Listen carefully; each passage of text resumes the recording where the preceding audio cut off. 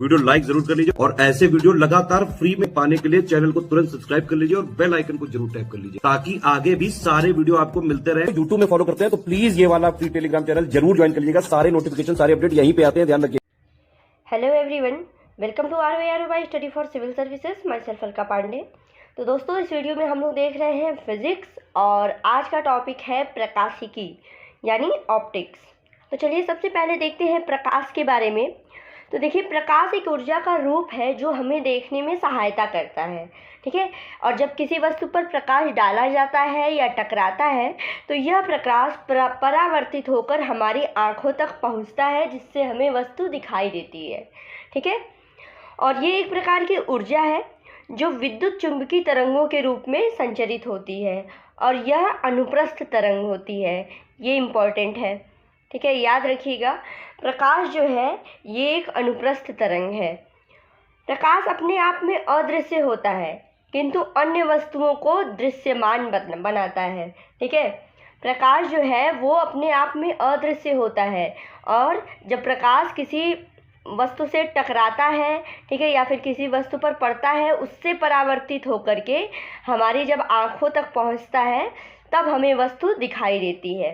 प्रकाश अपने आप में अदृश्य होता है। हम प्रकाश को रूपांतरित माध्यम में ही देख सकते हैं और निर्वात में प्रकाश की चाल सबसे अधिक 3 गुणा 10⁸ मीटर पर सेकंड होती है, ठीक है। और प्रकाश के वेग की गणना सबसे पहले रोमर ने की थी। सूर्य के प्रकाश की बात करें तो पृथ्वी पर 8 मिनट 20 सेकंड में पहुंचता है। ये भी एग्जाम में पूछा गया है, ठीक है। सूर्य का प्रकाश पृथ्वी पर 8 मिनट 20 सेकंड में पहुंचता है और प्रकाश एक सीधी रेखा में संचरित होता है। प्रकाश की तरंगे निर्वात से होकर गुजर सकती हैं लेकिन ध्वनि तरंगे ऐसा नहीं कर सकती हैं, ठीक है। मोस्ट इम्पॉर्टेंट है, प्रकाश की तरंगे जो हैं, प्रकाश तरंगे वो निर्वात में गुजर सकती हैं लेकिन ध्वनि तरंगे नहीं गुजर सकती। ध्वनि तरंगों को संचरित होने के लिए एक माध्यम की आवश्यकता होती है, ठीक है। तो ध्वनि तरंगे निर्वात में नहीं गुजर सकती हैं लेकिन प्रकाश तरंगे निर्वात से होकर के गुजर सकती हैं। आगे एक और चीज़ देख लीजिए, विभिन्न माध्यमों में प्रकाश की चाल, ठीक है, मीटर पर सेकेंड में है। निर्वात में हमने देख लिया 3 गुणा 10⁸ मीटर पर सेकेंड।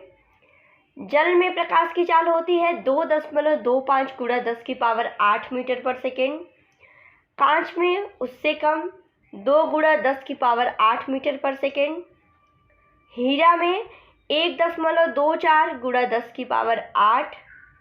नाइलॉन 1.96 गुणा 10⁸। तारपीन के तेल में 2.04 गुणा 10⁸ और रॉक सॉल्ट में 1.96 गुणा 10⁸, ठीक है। ये है विभिन्न माध्यमों में प्रकाश की चाल। आगे बढ़ते हैं, आगे चलिए देखते हैं प्रकाश का परावर्तन। तो ये क्या होता है, जब प्रकाश किसी वस्तु पर पड़ता है तो वह अवशोषित, संचरित या परावर्तित हो जाता है, ठीक है। जब प्रकाश किसी वस्तु पर पड़ता है तो इसमें 3 चीज़ें हो सकती हैं, या तो सीधा उस वस्तु की सतह द्वारा अवशोषित कर लिया जाए, या फिर संचरित हो, या फिर उस वस्तु की सतह से परावर्तित हो जाए, ठीक है। और प्रकाश किरणें जब किसी वस्तु की सतह पर पड़ती हैं तो उन्हें वापस प्रेषित करने का प्रक्रम जो होता है वो प्रकाश का परावर्तन कहलाता है, रिफ्लेक्शन ऑफ लाइट। ये प्रकाश किरणें जब किसी वस्तु की सतह पर पहुंचती हैं तो यहाँ से टकराकर जो ये वापस जाती हैं, ये प्रक्रिया प्रकाश का परावर्तन कहलाती है। पॉलिशदार चमकीली सतह वाली वस्तुएं पॉलिश रहित धुंधली सतह वाली वस्तुओं की अपेक्षा अधिक प्रकाश परावर्तित करती हैं, ठीक है। जैसे जो सतह पॉलिशदार होंगे, चिकने होंगे, वे प्रकाश को वापस प्रेषित करने, आराम से वापस प्रेषित कर सकते हैं, वापस भेज सकते हैं। बजाय कोई सतह अगर धुंधली है, खुरदुरी है, ठीक है, पॉलिशदार नहीं है, गंदी है, ये इससे प्रकाश का परावर्तन इतना ईजिली नहीं होगा। आगे, रजत धातु प्रकाश का उत्तम परावर्तक है, ठीक है। आपतन कोण का मान सदैव परावर्तन कोण के मान के बराबर होता है। ठीक है, आपतन कोण परावर्तन कोण समझ लीजिए। ठीक है, मान लीजिए यहाँ से कोई प्रकाश की किरण आ रही है तो ये जो कोण है ये आपतन कोण कहलाएगा। ठीक है, और यहीं से परावर्तित होकर के जाती है तो ये परावर्तन कोण। तो यही बताया गया है कि आपतन कोण का मान सदैव परावर्तन कोण के बराबर होता है। ठीक है, आपतन कोण का मान सदैव परावर्तन कोण के बराबर होता है। और आपतित किरण, अभिलंब व परावर्तित किरण तीनों एक ही तल में स्थित होते हैं। ठीक है, ये देखिए ये जो आ रही है ये आपतित किरण है, ये अभिलंब है और ये परावर्तित किरण है। तीनों एक ही तल में स्थित होते हैं, यही कहा गया है इसमें। ठीक है, अब अगला कॉन्सेप्ट है दर्पण। ठीक है, दर्पण यानी मिरर। तो एक चमकदार पृष्ठ जो स्वयं पर आपतित प्रकाश के अधिकांश भाग को परावर्तित कर देता है, दर्पण कहलाता है। ठीक है, चमकदार पृष्ठ जो स्वयं पर आपतित प्रकाश के अधिकांश भाग को परावर्तित कर देता है वह दर्पण कहलाता है। देखिए दो प्रकार के दर्पण होते हैं, एक तो आपका गोलीय दर्पण और समतल दर्पण। ठीक है, तो समतल दर्पण के बारे में देखते हैं। तो वे दर्पण जिनका परावर्तक पृष्ठ जो है समतल होता है उसको समतल दर्पण कहते हैं। ठीक है, जिनका ये परावर्तक पृष्ठ जो होता है वो समतल होता है, ये समतल दर्पण कहलाते हैं। ठीक है, ये सीधा होता है। समतल दर्पण पर एक रजत धातु की चमकीली सतह वाली कांच की पतली, चिपटी और चिकनी शीट होती है। जो हमारे श्रृंगार मेज पर प्रयुक्त दर्पण जिसमें हम अपने चेहरे को देखते हैं वो भी एक समतल दर्पण होता है। ठीक है, जो हम शीशा यूज़ करते हैं अपने घर में वो भी एक समतल दर्पण का ही उदाहरण है। समतल दर्पण द्वारा बना हमारे चेहरे का प्रतिबिंब पर्दे पर प्राप्त नहीं किया जा सकता, इसको केवल दर्पण में अवलोकन करके ही देखा जा सकता है।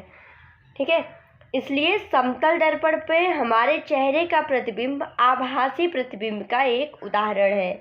एग्जाम्पल में ये देखिए, ये मोस्ट इम्पॉर्टेंट है। जो हमारा प्रतिबिंब बनता है चेहरे में शीशे में देखने पे वो एक आभासी प्रतिबिंब का उदाहरण है, उसको हम पर्दे पे नहीं प्राप्त कर सकते हैं। आगे आभासी प्रतिबिंब, काल्पनिक या अवास्तविक प्रतिबिंब भी इनको कहा जाता है। समतल दर्पण द्वारा बने प्रतिबिंब की प्रकृति आभासी एवं सीधी होती है। ठीक है, आगे समतल दर्पण द्वारा बने प्रतिबिंब का आकार वस्तु के आकार के बराबर होता है और समतल दर्पण से बना वस्तु का प्रतिबिंब दर्पण के पीछे उतनी ही दूरी पर बनता है जितनी दूरी पर वस्तु दर्पण के सामने रखी होती है। दूसरे शब्दों में प्रतिबिंब और वस्तु समतल दर्पण के बराबर दूरी पर होते हैं। ठीक है, परंतु समतल दर्पण की विपरीत सतह पर होते हैं। तो ये तो रहा आपका। एक और चीज़ देख लीजिए, इसमें प्रतिबिंब में पार्श्व उत्क्रमण होता है, मतलब कि दर्पण के सामने खड़ा व्यक्ति अगर अपना बायां हाथ उठाता है तो प्रतिबिंब में उसका दायां हाथ उठता दिखेगा। ठीक है, ये समतल दर्पण का ये देख लिया हमने इसकी प्रकृति के बारे में। इसमें बस यही याद रखिएगा कि समतल दर्पण द्वारा बना हुआ जो प्रतिबिंब होता है वो आभासी होता है और सीधा होता है और प्रतिबिंब का आकार जो है वो वस्तु के आकार के बराबर होता है। अब चलिए बात आती है गोलीय दर्पण की, स्फेरिकल मिरर। तो ये दर्पण कांच के खोखले गोले के कटे भाग होते हैं। इनके एक पृष्ठ पर पारा या लाल ऑक्साइड लेपित होता है और दूसरा पृष्ठ परावर्तक होता है। यह अवतल और उत्तल दो प्रकार के होते हैं। ठीक है, अवतल दर्पण और उत्तल दर्पण। ठीक है,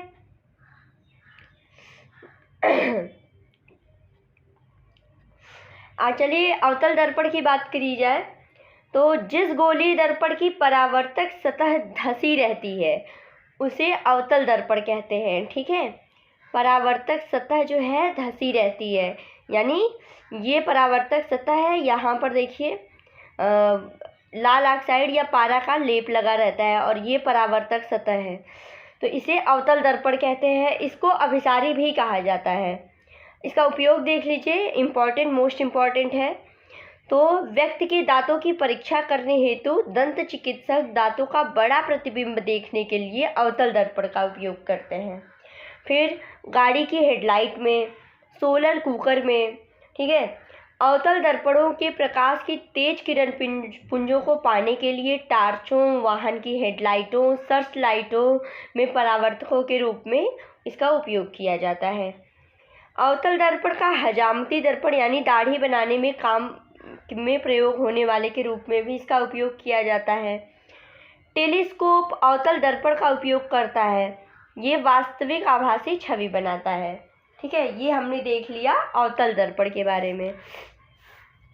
उत्तल दर्पण के बारे में अगर देखें तो जिस गोली दर्पण की परावर्तक सतह उभरी रहती है, ठीक है, ये परावर्तक सतह हो गई और इस पे लेप किया गया रहता है, तो ये उत्तल दर्पण कहलाता है। इसको अपसारी भी कहा जाता है।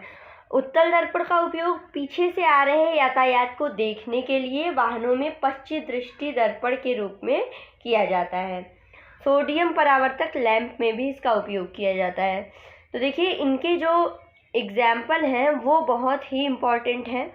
ठीक है, तो फिगर के माध्यम से भी देख लीजिए। तो अवतल दर्पण हमने पहले देखा था। ठीक है, अवतल दर्पण ये इसका परावर्तक तल है, ये कलई किया हुआ भाग है। ठीक है, और ये उत्तल दर्पण है, इसमें ये जो उभरा हुआ भाग रहता है ये परावर्तक रहता है।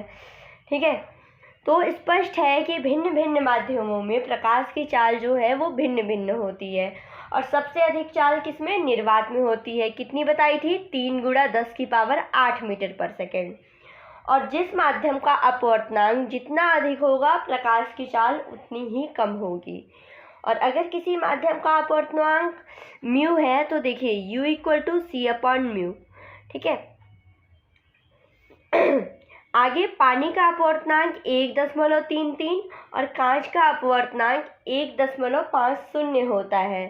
ठीक है, और अपवर्तनांक को सामान्यतः म्यू से डिनोट किया जाता है। और चूंकि प्रकाश का वेग निर्वात में अधिकतम होता है तो अतः किसी माध्यम का निर्वात के सापेक्ष अपवर्तनांक सदैव 1 से अधिक होगा। याद रखिएगा, ये भी स्टेटमेंट इम्पॉर्टेंट है। किसी माध्यम का निर्वात के सापेक्ष अपवर्तनांक सदैव 1 से अधिक होगा।